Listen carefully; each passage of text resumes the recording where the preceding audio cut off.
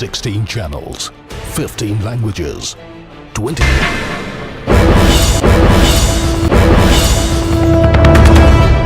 तो नाजरीन, अभी की बुलेटिन की शुरुआत करते हैं बेहद बड़ी खबर के साथ। उत्तर प्रदेश के ललितपुर में नाबालिग की इस्मत दरी का मामला। प्रियंका गांधी, अखिलेश यादव और शिवपाल यादव का ट्वीट आया है। बुलडोजर की शोर में मामले को छुपाया जा रहा है, इस तरह का प्रियंका गांधी ने ट्वीट किया है। अगर थाने में खवातीन महफूज नहीं तो कहां जाएंगी आखिर। थाने के तमाम पुलिस एहलकार लाइन हाजिर, मुअत्तल, दारोगा की तलाश जारी। तो ये खबर आपको उत्तर प्रदेश के ललितपुर में हुए नाबालिग की इस्मत दरी के मामले से ये खबर आपको बताई जा रही है, जहां पर कई सारे पॉलिटिकल लीडर्स ने ट्वीट करके तशवीश का इजहार किया। उन्होंने कहा कि बुलडोजर की शोर में मामले को छुपाया जा रहा है। प्रियंका गांधी ने ट्वीट करके इस तरह की बात कही है। उन्होंने कहा कि अगर थाने में खवातीन महफूज नहीं है तो आखिर कहां पे खवातीन जाएंगी अपनी शिकायत को लेकर। तो थाने के तमाम पुलिस एहलकार लाइन हाजिर होने की बात कही गई है। मुअत्तल दरोगे की तलाश जारी है। की घटना का संज्ञान में आया है, उसको उसकी गंभीरता को लेते हुए तत्काल रूप से एफआईआर रजिस्टर करके और पुलिस अधीक्षक ललितपुर और डीआईजी रेंज ललितपुर जो है मौके पर के लिए रवाना हुए। दोनों ने घटनास्थल का तत्काल रूप से निरीक्षण किया और फॉरेंसिक टीम के साथ निरीक्षण किया। उसके बाद जो वहां से तथ्य निकल के आए उसके आधार पर विवेचना करके और अभी तक से 4 लोग नामजद की गिरफ्तारी कर ली गई है। बाकी लोग जो नामजद हैं उनकी गिरफ्तारी के लिए प्रयासरत हैं। इसके साथ वहां के जो थाना प्रभारी थे, थाना प्रभारी की संलिप्तता को देखते हुए उनके खिलाफ उनको सस्पेंड करके उनके खिलाफ विभागीय कार्रवाई प्रचलित है। समस्त थाना में तैनात जितने पुलिसकर्मी थे उन्हीं सभी को लाइन हाजिर कर दिया गया है ताकि वो किसी भी तरह से जांच को प्रभावित नहीं कर सके। इसके साथ नए लोगों की तैनाती की गई है और लगभग 7 टीमें लगातार डीआईजी रेंज झांसी के निर्देशन में घटनाक्रम के सफल अनावरण के लिए प्रयासरत हैं, जो बहुत जल्दी इसका अनावरण करके और सारे तथ्य सामने लेकर आएंगे। इस संबंध में डीजीपी के द्वारा वहां के डीआईजी झांसी को ये जांच दी गई है कि किन परिस्थितियों में इस तरह के आरोप थाना स्टाफ पे लगे हैं तथा वहाँ के जो भी सुपरवाइजरी अफसर है, पर्यवेक्षण करने वाले अधिकारी हैं, एसपी सहित उनमें उनकी क्या गलतियां हैं। इसके अतिरिक्त एडीजी जोन के द्वारा पूरे थाने के स्टाफ को लाइन हाजिर किया गया है। इसमें जो भी व्यक्ति दोषी है उसके विरुद्ध कार्रवाई की जाएगी। 3 अभियुक्तों की गिरफ्तारी की जा चुकी है तथा कोई भी अभियुक्त इसमें बख्शा नहीं। इस पूरे मामले पर हमारे साथ बात करने के लिए हमारे नुमाइंदे तारिक कमर हमारे साथ जुड़ चुके हैं। तारिक कमर, आपसे जानना चाहेंगे ललितपुर इस्मत दरी के मामले पर अभी क्या कुछ अपडेट?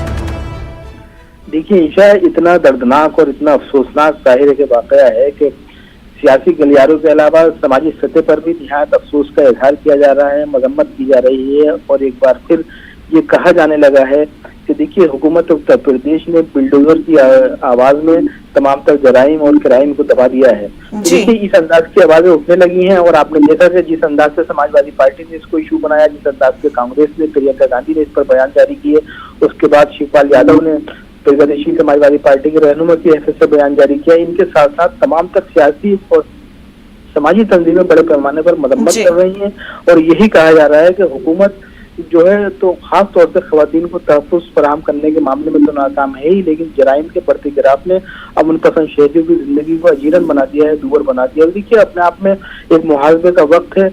वो लोग जो योगी हुकूमत की तारीफ करते हैं जाहिर कुछ मामला में, तो उनको ये भी कहना चाहिए कि ये जो जराइम के मामले हैं इसमें हुकूमत को संजीदा इक़दाम करने पड़ेंगे, सख्त इक़दाम करने पड़ेंगे, चाहे चंदौली की बात हो, बाबूगंज की, चाहे ललितपुर की बात हो। तो देखिए मुख्तलिफ अंदाज से ऐसे वाक़यात बार बार सामने आते हैं और जब पुलिस महकमे के जिम्मेदार अफसरान, जिम्मेदार लोग इसमें शरीक हो जाएं तो जाहिर है जो लोग तहफ़्फ़ुज़ फराहम करने वाले हैं अगर वही बाबूगंज करेंगे, अगर वही तमाम तर बदनवानियों में शरीक हो जाएंगे तो लोगों को तहफ़्फ़ुज़ कहाँ मिलेगा। ये अपने आप में बहुत अफसोसनाक है और चौंकाने वाला मामला भी है और ये पहली वारदात नहीं है जब हुकूमत को इस पर घेरा जा रहा है, सरगर्मिश की जा रही है। 12 इसमें मौके आए हैं, लेकिन अब देखना यही है कि जिस अंदाज से गिरफ्तारियों के लिए टीमें बनाई गई हैं, मुख्तलिफ शहरों में भेजी गई हैं टीमें, दूसरी रियासत में भी भेजा जा रहा है।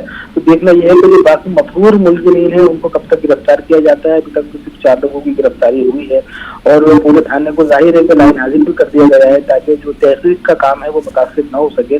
लेकिन बहुत अफसोसनाक मामला है और इस पर योगी सरकार को कहीं ना कहीं जिम्मेदारी लेनी पड़ेगी और इसको जवाब देना पड़ेगा। जी तारिक कमर, बिल्कुल सही बात है कि अगर मुहाफिज ही हमारी हिफाजत न कर पाए तो हिफाजत कौन करेगा और किस तरह से किया जाएगा। बहरहाल आपसे ये भी जानना चाहेंगे कि जिस तरह से इस नाबालिग लड़की की अस्मत दरी का वाक़या पेश आया, तो आपसे तफसील जानना चाहेंगे कि ये किस ताल्लुक से उस थाने पे गई थी। देखिए, ये जो मामला है वो बहुत तफसीली है और इसमें ये था कि पहले बाकायदा तौर पर ये 4 लड़कों के साथ 4 लड़कों ने इसको उठाया था और फिर इसके साथ मजबूरी तौर पर इसकी इस्मत दरी की गई। उसके बाद उन लड़कों ने इसको थाने में पहुंचाया और वो फरार हो गए। लेकिन फिर जहाँ पर देखिए थाने में जाने के बाद इंसाफ की गुहार लगाती, इंसाफ के लिए आवाज लगाती हुई लड़की और इसकी एक रिश्तेदार, दोनों ने गुहार लगाई थी, दोनों ने दरख्वास्त की थी कि ऐसा ऐसा हुआ है। और फिर इसके जांच के नाम पर इसको बाकायदा तौर पर पुलिस के जो जिम्मेदार अफसर हैं, जाहिर है कि उनका नाम भी आया है और उन्हें बाकायदा तौर पर अब ये तहकीक के बाद ही पता चलेगा कितने लोग शहीद थे।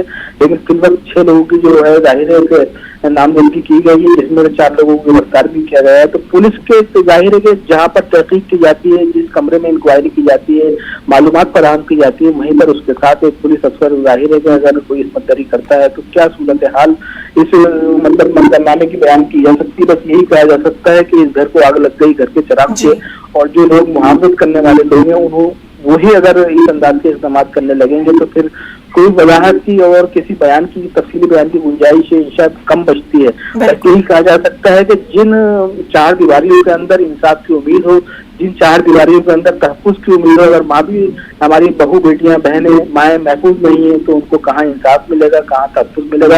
ये अपने आप में बहुत अफसोसनाक और बहुत चौंकाने वाला मामला। बिल्कुल तारिक कमर, और एक बात आपसे जानना चाहेंगे कि जिस तरह से जो मुअत्तल पुलिस एहलकार है अभी वो फरार है, तो उस ताल्लुक से क्या कुछ जानकारी है?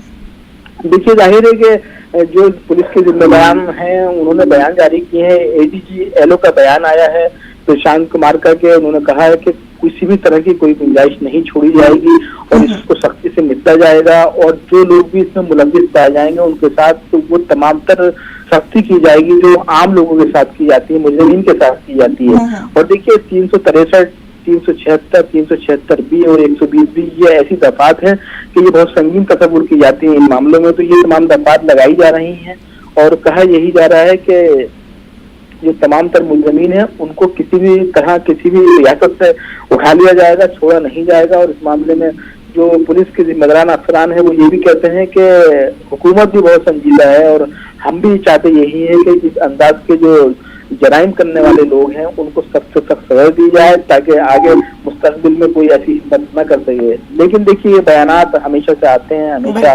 वारदातें भी होती रहती हैं बस, लेकिन फिर भी हम उम्मीद करते हैं कि हुकूमत जरूर इस मामले में कोई ना कोई सख्त कदम उठाते हुए कोई जरूरी पेशरफ करेगी। तारिक कमर, आपसे और एक बात जानना चाहेंगे, क्या मुतासरा जो बच्ची है, क्या आपकी अगर उनके साथ बातचीत हुई हो तो उस ताल्लुक से उनका क्या कुछ रद्द अमल? देखिए अभी तो इस ताल्लुक से कोई बात नहीं हुई है और बातचीत की देने में कोई गुंजाइश भी नहीं निकल पा रही है। लेकिन हाँ इतना जरूर है, देखिए जब पुलिस बहुत सख्त इक़दाम करती है, सख्त एक्शन में आती है तो ऐसे लोगों को मीडिया से दूर भी कर दिया जाता है। तो अब अपने आप में देखना यही है। और देखिए इंशा ये भी है कि कहीं ना कहीं एक इल्जाम उन तमाम तर मीडिया के लोगों पर भी लग रहा है जो सिर्फ एक तरफा खबरें दिखाते हैं। इस मामले में ये हम जरूर कहेंगे कि कुछ समाजी कारकुनान ने ये भी कहा है कि वो लोग जो आए दिन की वारदातों को, हुकूमत के कुछ अच्छे कामों को दिखाते हैं, उनको इस अंदाज के वाकयात को भी रोनुमा करना चाहिए ताकि लोग बेदार हों और एक अवामी सतह पर जो है दबाव बनाए, अवाम दबाव बनाए पुलिस के तमाम मुहकमों पर और हुकूमत पर, जिससे जो मतलब ये लोग हैं जो मजलूम हैं उनको इंसाफ मिल सके। तो ये जिस तरह से अपोजिशन का अभी ये दबाव बनाया जा रहा है कि आखिर अगर खवातीन थाने में महफूज नहीं है तो कहां पे जाए, तो योगी हुकूमत पर इस तरह का क्या कुछ असर पड़ने वाला है? आपका एक तजिया चाहेंगे क्योंकि आपने पूरे उत्तर प्रदेश की तमाम चीजों को आप कवर कर रहे हैं, तो क्या आपका तजिया रहेगा? योगी हुकूमत किस तरह से इस मामले को लेंगे? देखिए ये बहुत अच्छा सवाल किया है आपने और बहुत अहम सवाल है। और देखिए ये सवाल इसलिए अहम है ईशा कि जब अपोजिशन जब इसके खिलाफ दबाव बनाता है तो कहीं ना कहीं जो बरसर इख्तियार लोग हैं उनको ये एहसास होता है कि ये मामला अब बाई से रुसवाई हो जाएगा हमारे लिए, कहीं ना कहीं सरजनिश की जाएगी और हुकूमत जो मुसलसल ये ऐलान किए जा रहे हैं कि अब क्राइम नहीं है, जराइम नहीं है और लोगों को इंसाफ मिल रहा है और बिल्डोजर चलाया जा रहा है, इस अंदाज की बातें करती। लेकिन देखिए हम ये देखते हैं कि जो बरसर इख्तियार लोगों के बयानात हैं वो अपनी जगह सही भी हो सकते हैं, गलत भी हो सकते हैं, लेकिन जब इस अंदाज की वारदातें मुसलसल तौर पर सामने आती हैं तो कहीं ना कहीं जो अवाम है, अमन पसंद लोग हैं खासतौर से, वो ये सोचने पर मजबूर होते हैं कि आखिर हुकूमत कह क्या रही है, कर क्या रही है, नकलो हरकत में, कौल अमल में फर्क जो है वो क्यों है। तो देखिए बात यही है कि जब अपोजिशन दबाव बनाएगा, अपोजिशन के लोग वहाँ पहुंचेंगे, मुतासिरीन से, मजलूमीन से बात करेंगे तो कहीं ना कहीं हुकूमत पर दबाव बनेगा और उन्हें ये एहसास होगा कि हम अपनी कोताहियों को, अपनी खामियों को, अपनी कमियों को दूर करें। तो जब अपोजिशन आगे बढ़ती है तो कहीं ना कहीं हुकूमत दबाव में आती है। बिल्कुल बिल्कुल तारिक कमर, अब देखने वाली बात होगी कि जिस तरह से अब अपोजिशन ने भी अपना जो रुख है वो अख्तियार किया है और योगी हुकूमत पर क्या कुछ इसके बाद रद्द-ए-अमल आ जाता है, क्या कुछ कार्रवाई आने वाले वक्त में की जाएगी, वो आने वाला वक्त ही बताएगा। फिलहाल हमसे बात करने के लिए बेहद शुक्रिया।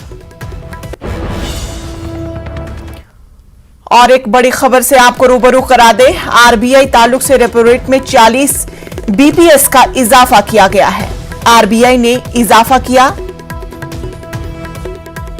महंगाई का झटका भी लग सकता है, सस्ते लोन का वक्त अब चला गया, शेयर लोन का वक्त अब चला गया, शेयर बाजार में गिरावट दर्ज। शेयर बाजार में काफी बड़ी गिरावट हो गई है। रेपो रेट में 40 बीपीएस का इजाफा किया गया, आरबीआई ने इजाफा किया, महंगाई का झटका लग सकता है, अब सस्ते लोन का वक्त अब चला गया, शेयर बाजार में गिरावट दर्ज। तो आरबीआई ने इजाफे करने के बाद अब होम लोन्स पर भी काफी बड़ा असर पड़ने वाला है, महंगाई का बोझ ज्यादा बढ़ेगा, आम लोगों की जेब पर भी काफी बड़ा बोझ पड़ने वाला है। ईएमआई का भी जिस तरह से प्रोसेस रहा है उस पर भी काफी बड़ा असर पड़ने जा रहा है। ईएमआई का जिस तरह से पहले का प्रोसेस था, अब किस तरह से आगे वाला प्रोसेस है उस पर भी महंगाई का जो बोझ है वो भी पड़ जाएगा, चूंकि रेपो रेट में 40 बीपीएस का इजाफा किया गया और इस इजाफे के बाद तमाम चीजों पर महंगाई का बोझ जो है वो बढ़ता ही जाएगा। अब सस्ते चीजों का जो दाम था वो अब खत्म हो चुका और तमाम चीजों पर अब इजाफी बोझ बढ़ जाएगा, इजाफी रकम ली जाएगी, चूंकि जिस तरह से रेपो रेट में 40 बीपीएस का इजाफा किया गया, रेपो रेट में इजाफे के साथ ही तमाम चीजों में भी इजाफा किया जाता है। Monetary Policy Committee decided to hold an off-cycle meeting on 2nd and 4th May 2022 to reassess the evolving inflation growth dynamics and the impact of the developments after the MPC meeting of 6th to 8th April 2022. Based on this assessment of the macroeconomic situation and the outlook, the Monetary Policy Committee voted unanimously to increase the policy repo rate by 40 basis points, by 40 basis points to 4.40% with immediate effect.